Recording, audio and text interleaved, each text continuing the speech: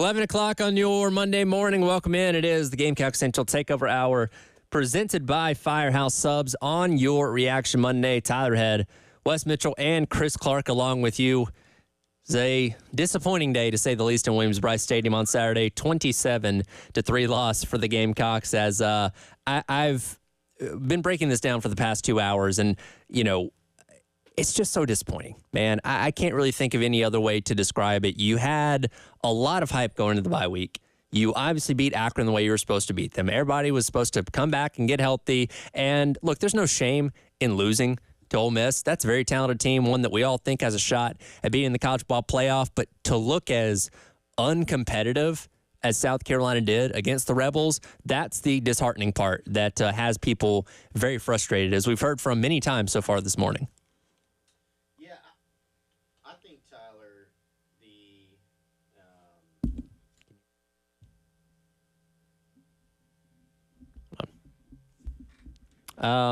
Anyway, like I said, just disappointing overall for for what we saw on Saturday, and I think we got Chris's mic correct now. Go ahead.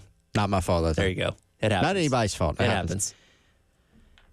My initial thoughts and the mic issue was about how the game went. You know, I mean it. I think, Tyler, you look at it. The non-competitive part really was in a couple different facets. I don't think it's fair, frankly, to say like the defense wasn't competitive, because they were. You look back at the game, and there's so much to unpack. I'm sure we're going to jump around a good bit here. Ole Miss had 3 touchdown drives. You can say, well, they should have had more. They didn't. They messed up some plays, just like South Carolina had. The very few opportunities that they had in this game typically did not end well for them. So you can say, well, Ole Miss overthrew a couple receivers. Ole Miss had the fumble where Juice Wells was fumbled out of the back of the end zone for a touchback. South Carolina also had some turnovers. They also missed some plays, right? Ole Miss created more opportunities. Ole Miss took advantage of more opportunities.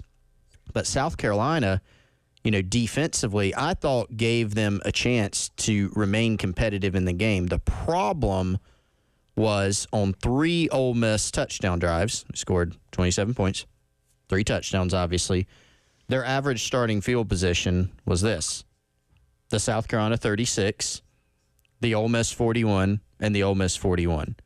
So when you're shrinking the field from, say, 25 yards, or a lot of times when you've got a punter like Kai Kroger, he can pin you back beyond the 25 if you can establish some semblance of decent field position, move the chains a little bit. So right there, I mean, then you go to, okay, well, how did Ole Miss achieve that field position? Well, the very first one, the South Carolina 36, that was on the fake punt. So I think the biggest failures in the game really were South Carolina's inability to consistently string something together on offense, create some explosive plays, score on an explosive play. And then you obviously had some decisions, on-field coaching decisions, and you can loop in, preparation offensively. Those things really hurt the Gamecocks. So, the fake punt really seemed to, or the failed fake punt really seemed to change the complexion of the game. I don't want to say it lost South Carolina the game, because you had other opportunities throughout, a 60-minute ball game, right? But that really got things off, in turn, hurt this team's ability to play complementary football and put the defense in some really bad situations.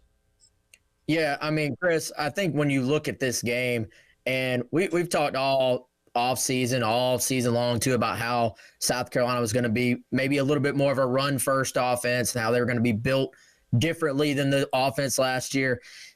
This just is not an offense that's built to, come from behind, and certainly – they talked about this specific game plan was to run the football. They certainly, wanted to run it more than they were going to throw it.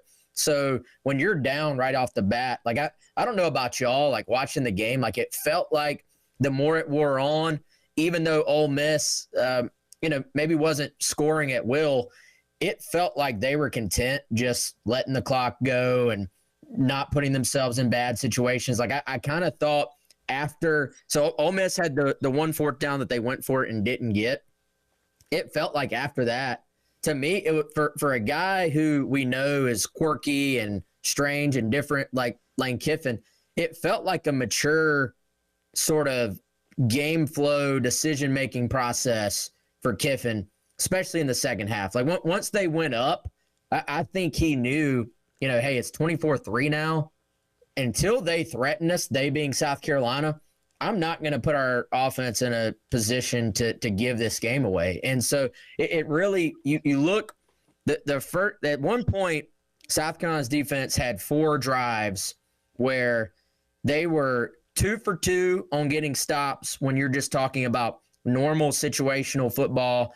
There was a punt, basically, like you're taking over at normal field position, and 0 for 2 on getting stops off of the miss on the fake punt and the turnover, which came right after Ole Miss had scored. So I think when you look at it like that, like I completely understand them wanting to steal some momentum by saying, hey, we got to stay on the field in this game. It's a 4th and short. We like this call, but I think that's one of those calls you can only make it if you're like 98% sure that you're going to convert. Like it's got to be a layup like that. There's no such thing as 100% in football. Like maybe you fumble the snap. Maybe a guy falls down. You know what I'm saying? Like there's no such thing as a guarantee, but I mean, it really wasn't even close, honestly, in terms of the way Ole Miss defended it. So I think you can only fake that punt if you are 98% sure you're going to convert it, because you really did the exact opposite of what you were trying to accomplish, which you were trying to keep your fans in the game, keep the momentum, stay on the field on offense, give yourself an opportunity for like an early big moment. And really, it gave Ole Miss an early big moment. And I think, I mean, I don't know about y'all, but as the first half sort of wore on, you were going like, is South Carolina going to be able to do anything to even threaten Ole Miss? And I know we got a lot to sort of hit on, guys, but also when you talk about key moments, Ole Miss scoring at the end of the half, 24-3 is just a completely, entirely different ball game than going into the half with it being 17-3 and knowing you get the ball first coming out of the half. Like you said, a lot to unpack from this game. Let's go back to the fake punt at the start of the game, because Ole Miss gets the ball first. South Carolina forces them 3 and out to punt the ball. And there's a risk reward with every kind of 4th down that you go for. And when you're on your own 36, I get wanting to be aggressive. To me, if you're going to do that, why not just line up and run a play? Because you're putting yourself in more of a risky situation trying to run a fake with guys that don't have the ball in their hands as much, and it wasn't the most creative fake in the world. It was just a snap to the up back from Maurice Brown, who was already 3 yards behind the line of scrimmage at that point in time anyway, and Ole Miss ends up blowing it up. It just seemed like something that was too much too soon. Because, again, you're on your own 36, and you set up Ole Miss, a very explosive offense with a short field to work with, and boom, boom, boom, they went right down, got a touchdown, and now you're suddenly in a hole, and then you proceed to go down the field and fumble, and boom, you're down 14-0 seemingly in the blink of an eye. I just think that was the wrong moment, and the execution of the play itself was very poor. That's what I came away thinking, Tyler.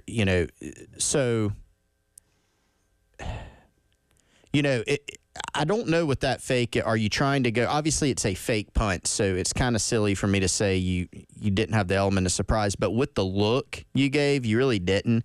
Like when they showed that look, everybody in the stadium, people on South Carolina sideline, players that were watching who didn't know that call was coming, probably looked at it going, we're faking it here. Ole Miss's sideline is probably saying they're faking it here. You kind of telegraph that look. And in the situation with it being 4th and 1, it's different than, 4th and 6. And you run a fake punt. That's a little bit different. That was my same thinking. If it's 1 yard and you're trying to get it, line it up and run Rocket Sanders up the middle. Run, a version of the triple option plays that you run. Run something. I didn't think it was the best. Number one, I thought you probably should have punted the ball. That's number one. And I get, to your point, Wes, sitting there saying, hey, we're not, even your defense that you feel good about, are you going to be able to stop Ole Miss consistently down after down after down, drive after drive? I get that. I get the thinking on it. I think in that situation, you probably still punt the ball. It's early in the game. And if you are going to fake it, I agree with you. Go out there and run a play, because what you ran wasn't really fooling anybody. And look, Shane Beamer said, I mean, mea culpa, not even after the game, during the game, the interview at first quarter, said I screwed us with that call. And, I mean, people yell a lot at the coaches, got to take responsibility. So he did. But, that doesn't change the fact that it was a big moment, a big call, and didn't go South Carolina's way, and they paid for it for sure. Yeah, and guys, it reminded me a little bit of like the reverse of the Kentucky game. You know how you look at the Kentucky game and you're going, man, like every big moment in this game went South Carolina's way. In this game, you're looking at it going, every big moment in this game went Ole Miss's way. And if you look at their scoring drives, I mean, and I'm not saying, like, if you just said, hey, we're going to punt the football, force them to go up and down the field, you're not holding them, like, you're not shutting out Ole Miss. Right. But I do think, I mean, you look, so obviously the fake punt, most glaring one, but then the fake punt, the fumble. Then at the end of the half, you have what kind of has become a controversial thing too, and Beamer mentioned on the teleconference, was the sack by Kyle Kennard. Accept the holding penalty. It becomes, instead of being a 2nd and 17, it's a 1st and 20, but that gives you an additional down. And then I don't know about y'all sitting in the stadium, it felt like Ole Miss was almost lulling you to sleep and just waiting to take their shot. It was like the announcers, I rewatching the game, the announcers are even like, Ole Miss being a little bit conservative here. And it was like Kiffin was going, all right, we're not going to give the ball right back to them. We're going to run the ball a couple of times. But ultimately, you were like waiting. Where's the shot play going to be? Something is coming here. And then they hit the shot play down the field. And next thing you know, you're going into the half 24-3 instead of 17-3, which is a completely different thing, I think, obviously. So, to me, that was another just – you look at this game and unforced errors is kind of the phrase that comes to mind for me.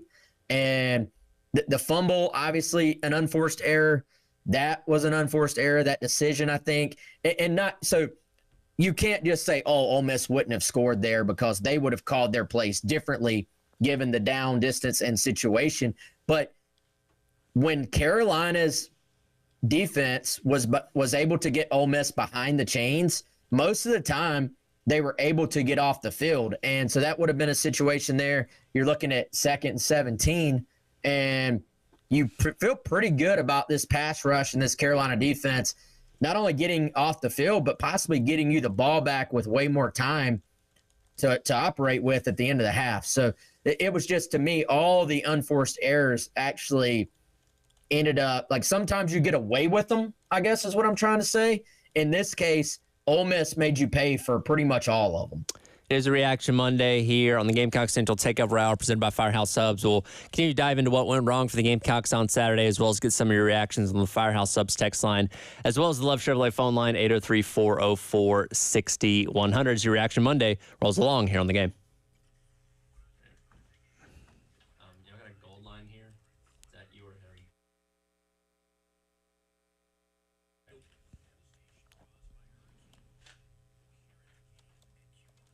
So you got 3, 11:30, and then the end of the show as well.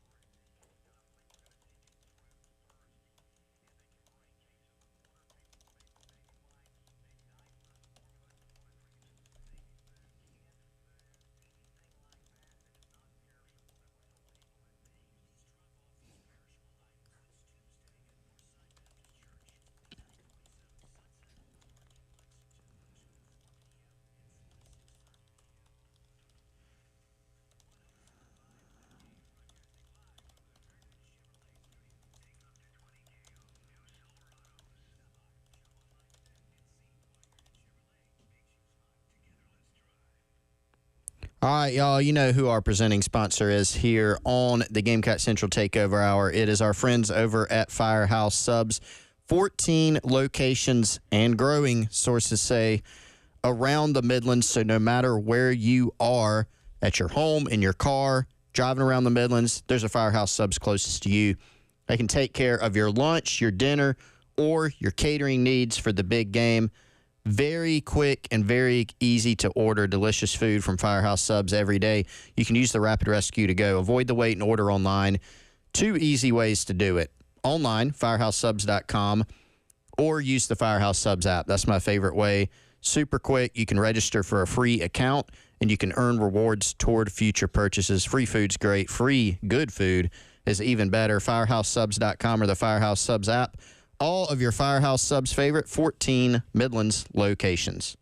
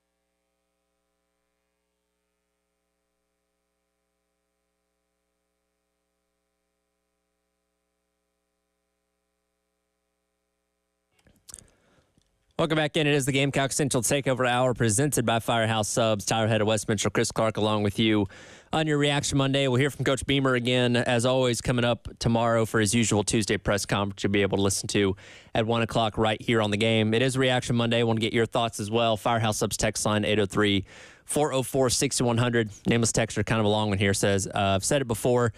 This is a running team, not a passing team. That's because the quarterback isn't capable of passing the ball well and receivers can't run routes or catch the ball well, so that's a problem. If you're calling any more than 20 passing plays, then you've already lost. Being down 14 points, almost just a whole game left isn't enough reason to change your strategy, and they did.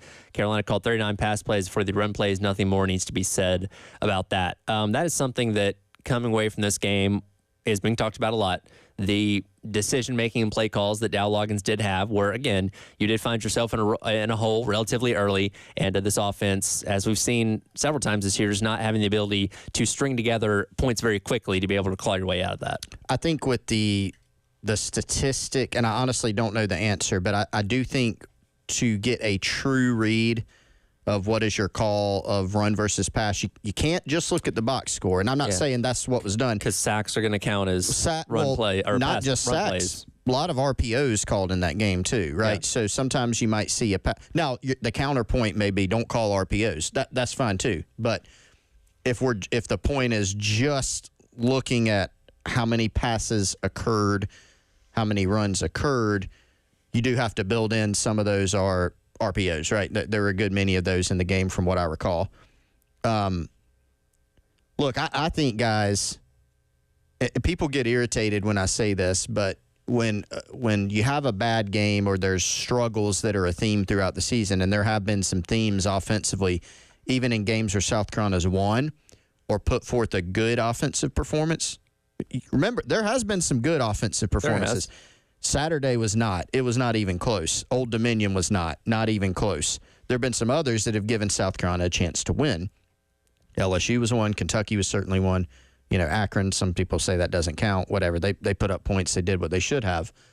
There have been some themes throughout the course of this season with this team, regardless of whether or not the outcome offensively or on the scoreboard when the clock hits zero has been good. The penalties, protection. We saw multiple sacks on Saturday that were 3-man rushes. Receivers not being open as much as they should be. Missed opportunities. Overthrow. Drop. Stumble when you do have a good play call on. It's just like you can just start adding it up, and it's some of everything. You don't have when you play Ole Miss, and basically every week that you play in the SEC, you can't make as many mistakes as South Carolina's been making, not just in this game, but other games. You're living dangerously. So my point is, guys, when I say that, everybody wants to talk about the play calling. Fair conversation to have. Don't forget that another part of coaching, when we talk about coaching, is also decisions that coaches make, coaching points, right? You call a play, are you portraying to your players what needs to happen, and are those things happening? Coaching is not just about, hey guys, let's go out and run this play. You have to coach your players to be able to execute those as well. So ultimately your execution on things like penalties, turning the ball over excessively, negative plays, that's a combo of play calling and also these coaching points. So I just wanted to say that because, it's fair to talk about how many runs versus passes you're calling, but also structurally, how are you coaching your players within that? Tyler, do you still have that text in front of you? I do. What were his numbers on passes versus runs? 39 pass plays, 43 run plays. Okay, well, yeah, and I mean, if any, so he's saying they threw the ball too much. If anything, I mean, it did not feel like maybe as the game wore on and you're in the second half, you're having to throw the ball. If anything, I mean, if you go back and watch the first half of this game, I don't think you could argue that South Carolina got out of their game plan. Like, they were still running the ball quite a bit. If anything, Chris and I were talking on our podcast earlier. I think you put quite a bit of pressure on your quarterback when you do run the ball as much as you do, and you're kind of in one of those situations where it's run, pass, run, or run, pass, or pass, run. Essentially, if you have one pass for every 2 runs within like a 3-down sequence, you're putting pressure on that one throw being successful and being accurate and connecting. And, you look at Ole Miss, Jackson Dart, he's sitting back there. He had some misses as well, but because he's throwing the ball on a consistent basis. If he misses, it's okay, we'll just hit the next one. And he's out there getting, honestly, quite a few just easy access throws where he's taking the underneath route and is able to sort of build confidence and build his numbers off of those. In my opinion, I don't really agree at all that they threw the ball too much when the game was still in, still being contested. If anything, it felt like they continued to run the football. And it's just, I mean, the game copy, they put up a stat. I can't remember what it was, but early on in the first half, like they had definitely run the ball way more than they had thrown the ball. I think you sparked something in my mind there, Wes. When we are talking about play calling, without even getting too into the weeds or too granular about it, if we are talking about play calling, I think not just this game, but if you look back at some others, that might be the biggest concern, the biggest gripe, is the easy access throws. And y'all tell me if I'm wrong, but sitting here 5 games in with South Carolina at 3-2, again, taking the whole picture, not just the Ole Miss game, that, especially with the young quarterback, is the area where I'm going. My perception is that it doesn't seem like there have been as many easy access throws in the past game as there should be. Right or wrong? What do y'all think? I think it's fair. Yeah, I think, guys, if South Carolina had come out in the first half and done some of the things they did in the second half, let's add in let's take some evidence we've learned. So Beamer has said, hey, they did some things differently on defense than what we expected. Then you look at what South Carolina did after going to the break, and the little just quick throws to the outside, getting the ball out to Larvidan. They went back to that sort of shallow cross that they hit late in the first half, but Jared Brown stumbles. They went back to it later on.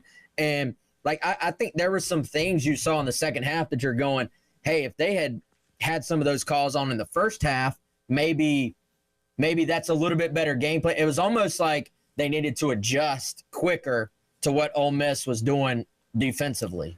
I want to keep this conversation going because we point a lot to what happens on third downs, but I think second down was probably the biggest problem South Carolina had in this game. I got some numbers to back that up. We'll hit that coming up next. It is Gamecock Central Takeover Hour presented by Firehouse Subs and your Reaction Monday here on the game.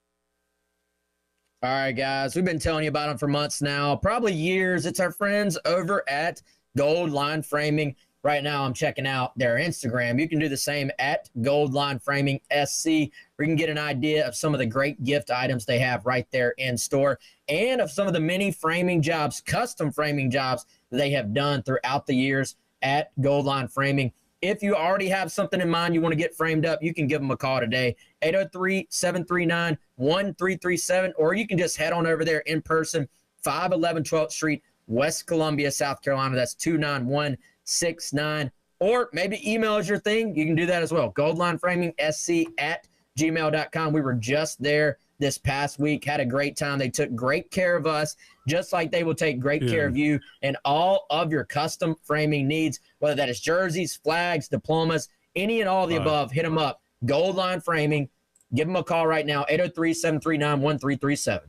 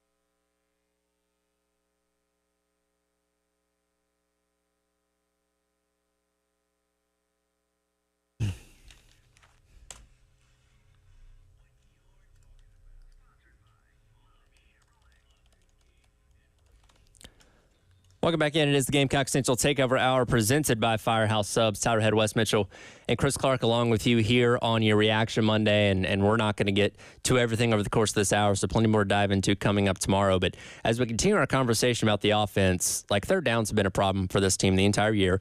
Once again on Saturday, they were 5-16, so just converted a little better than 31%, which is actually better than Ole Miss has allowed the entire year. Yeah. One of our buy or sells was can they get past 30, which they did, but not much past that. Their average down and distance was 8.6 on third down, which is right in line with what they've struggled with the entire year. But when you look at what they did on first down, they had 181 total yards. Their average gain on first down was nearly 6 yards per play. So what's the problem here? Second down. Over the course of the entire game, South Carolina had 46 yards on second down. And obviously there's a lot of losses baked into that, a couple sacks in there as well, to where they were continually putting themselves in position to have to go to be put in third and long. So second down was the glaring issue on Saturday for this team. That's a good stat. Now, you said third and 8 plus? Average down and distance on third was 8.6. Yeah. And again, you're gaining about 6 yards per first down. And Gamecock's 1 for 4 on fourth down. Yes. Which, now one or two of those was late and, whatever. Game's probably out of hand at that point. But, yeah, that's a good stat. Of course, when you look at the big picture, some of those could be skewed because even on first down, you might have some negative plays on first down. But generally, which is the point, they weren't bad in that category. So I didn't realize that. Wes, I know you were rewatching the game this morning, right? So, throughout the weekend. So I'm going to do a Kai Kroger punt to you. Did you see any of that? Like when you're watching back, like second down, did you kind of notice that? Like, man, they're really kind of going backwards here. They're getting some yardage on first down and then second down's either nothing or negative. No, it didn't. I mean, that's a telling stat. It didn't catch my attention. I look at, for one, man, Tyler, you set some pretty strong over-unders on the buy or sell because I was just looking. Didn't we set the fourth down attempts at 8? Yes, Isn't that was the number? That was it. And it was at 7. But both sides actually struggled mightily on fourth down. Yeah. So Ole Miss 1 for 3, South Carolina 1 for 4, and I don't know. No, Chris, to have 6 yards on average on first down, and then to average third and 8.5, like that math doesn't even math in my head.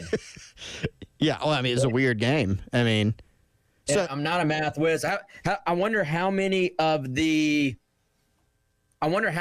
big penalties were on second down, Well, let me give you the first 3 drives. That's all I've had time to do while I was attempting to listen to you and engage there. So South Carolina's first drive, of course, was the fake punt on 4th and 1. You had a 2nd and 7, ran for 1 yard. So then you ended up getting 5 yards, needed 6 on third down. So you had a 1-yard run. Okay. Second drive, you had a 17-yard completion on first down, and then you had the interception that was wiped out. You got the defensive pass interference. So now you're in business. You're in Ole Miss territory at the 43-yard line. You had a run for no gain on first down. Then on second down, you had the Ashford fumble. So that's obviously a negative play. Next drive, you had a 2nd and 5, incomplete pass. Once again, got 1 yard short of the sticks on third down.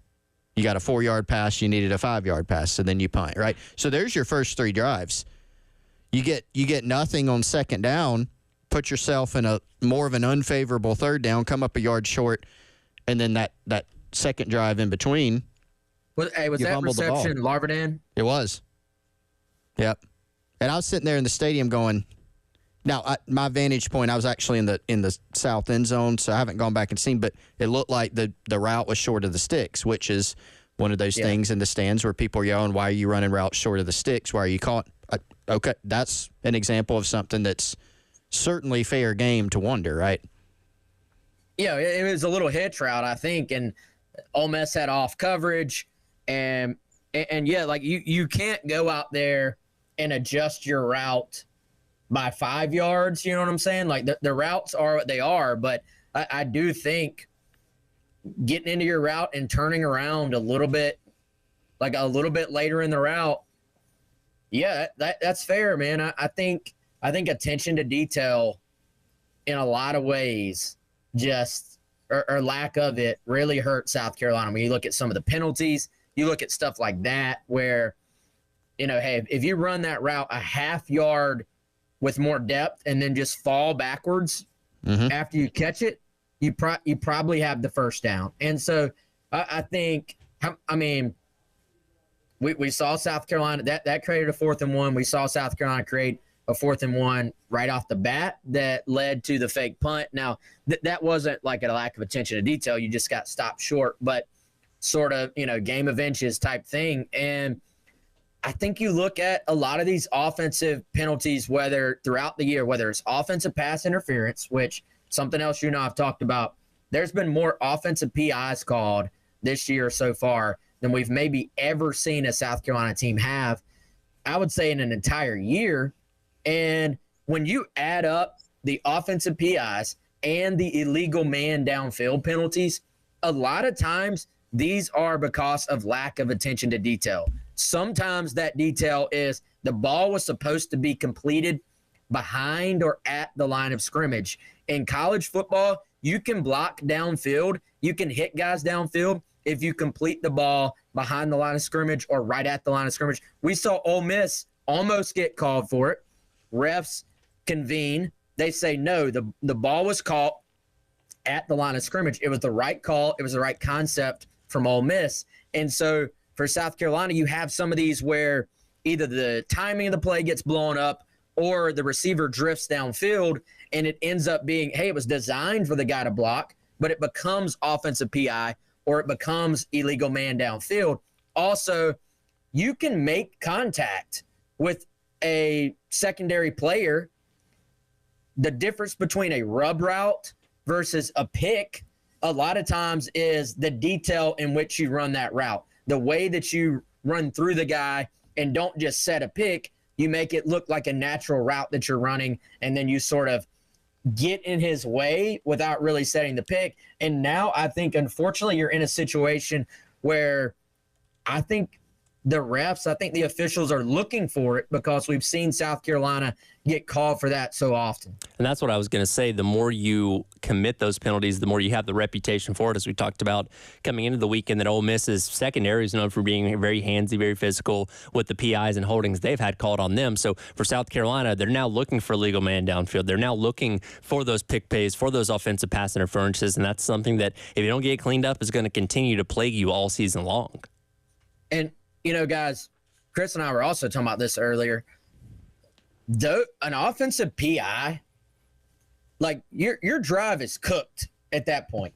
Unless the opponent gives you one back, unless you get like a defensive PI or a defensive hold, how many, I wonder, just in the history of football, how many drives that feature an offensive pass interference go for a score, like go for a touchdown. I wonder how many of them even feature another first down.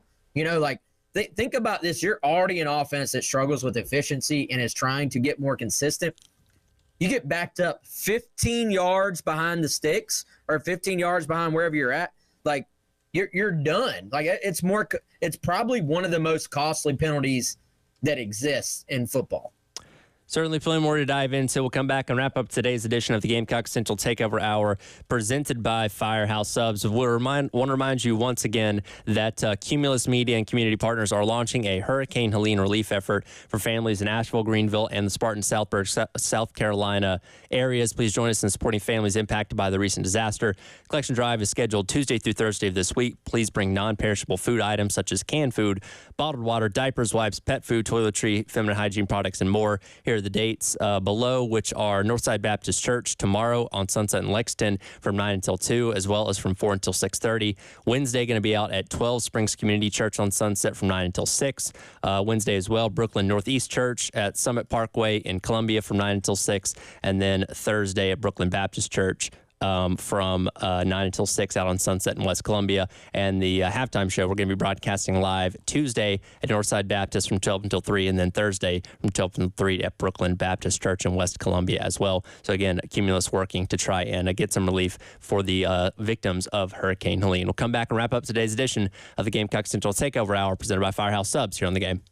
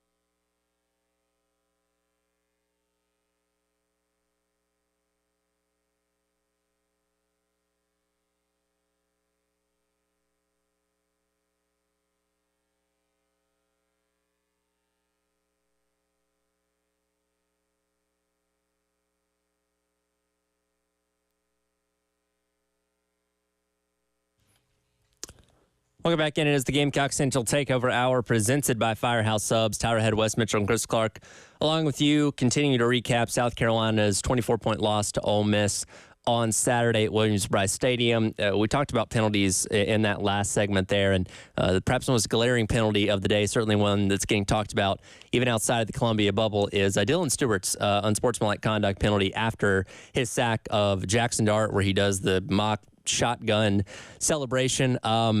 We can say officials are ticky-tacky, but when it comes to celebrations involving anything weapon-related like that, they're going to call it every single time. You just got to be smarter in that situation. You can't do that. I didn't see the second time he did it with teammates, but apparently he did it a second time as well. That's something, and I know Beamer didn't elaborate on it, but he said he talked to him about it. That's something you have to shut down immediately. You can't be giving 15 yards back to them after plays like that on dumb celebrations like that for Dylan Stewart. Yeah, guys, I mean, I think when you look at a situation like that, it just goes back to what we've been talking about, like lack of attention to detail. You can call it whatever you want, discipline. I mean, you're off the field. You got a true stop in that situation, right? Like this was not, hey, they've driven down the field and you've gotten a stop. Like you were going to get the ball back in good field position. Now, I think obviously we know it's going to be tough for Carolina to come back at that point. But to me, yeah, I mean, I don't even know what else you can add to it. Like it can't happen. He's obviously a incredibly talented kid. It's going to be a top 10 pick already, you would say. Maybe that's maybe even higher than that. But yeah, I don't know. You just can't do it. And then, they had several penalties on that drive that Ole Miss was able to just keep extending that drive because of issues that involve discipline. So, yeah, it was tough, and it went viral, of course, and it probably should have. I think it illustrates the one of the big issues that we've seen throughout this season. Again, there have been, you can be the most ticked off Gamecock fan about the the performance overall, but especially the offensive performance on Saturday, and I think everybody is and should be. There's nothing wrong with that. You score 3 points in an SEC football game, you're not even in the same universe as being good enough, right? But that has not been every game. You can be very ticked off. You can have a negative disposition and still be able to recognize, they've done some good things offensively in some other games. Again, I would say they've had 3 good games offensively, 2 poor games that have been really very poor, right? The good ones have not been absolutely incredible, But throughout those 5 games, what's the thing that we've seen the most? Problems with turnovers. Wes, you've talked about this a lot, man. That Kentucky game, the ball bounces a different way. It might be a different outcome in that game overall. Certainly it would have been a closer game at a very minimum. You've been playing with fire on turnovers a lot. You got bailed out on a turnover, even in the Ole Miss game. And then the penalties, right? So, for Beamer to say on his Sunday teleconference, and I think he said this after the game too, hey, there were a lot of points of emphasis, with not jumping off sides. This is not the first week he's answered a question about what do you do about the penalties? How do you kind of coach those in practice? What are the repercussions? He's answered that in the past too, yet it happened and it was a big problem again. So those types of things, again, fair to talk about play calling and all those things, but we've also got to talk about the turnovers, the penalties. So the Stewart situation, I think, is just kind of a microcosm, a very notable, viral example of what's been a big issue with this team. They have been penalized too much, and when they have been, it's often been devastating, drive-killing, game-affecting type penalties. Yeah, and those things add up. Again, if you're just dealing with penalties and that's a problem, okay, that's one thing. But you're dealing with penalties, you're dealing with turnovers, you're dealing with protection. It's just the sum of all the parts of this team that make it frustrating to watch at times. Again, it's been so up and down this year. Didn't feel great coming away from week number 1. Felt great after week number 2. Felt pretty darn good about week number 3 against LSU, and good about the game against Akron, but then we're kind of right back down to the bottom again against Ole Miss. And you got Alabama, you got Oklahoma, you've got A&M team that looks a whole lot tougher after what we saw from them on Saturday. It's hard to know what to make of this team week to week, which is I guess the most frustrating part at the end of the day. Well, welcome, Tyler. That's it's kind of how it works around here, I feel like. But so I've learned. You're on the roller coaster, and it's sometimes not one of those fun roller coasters. It's a lot of up and down, and college football in general is that right now to an extent. But I think finding a way to just find some level of consistency, who knows what that looks like. But guys, I think everything you've mentioned goes back to me to attention to detail. And when to your point, Tyler, when you have just all those negative things, it's hard to win games against good opponents. And when you're down right off the bat, like South Carolina was, add up everything y'all said, then add in the number of stoppages for injuries, then add in the stoppages with the red hat guy and all the commercials. I mean, I don't know about y'all, the fans just kind of got taken out of that game, and it's hard to blame them for that. Yeah, no, absolutely, especially once you get down multiple scores and you don't have an offense that's capable of clawing their way back into it. Have more to this breakdown coming up tomorrow. Gamecock Central Takeover Hour presented by Firehouse Subs. Halftime show. Myself and Jack Veltri coming up on your Reaction Monday here on The Game.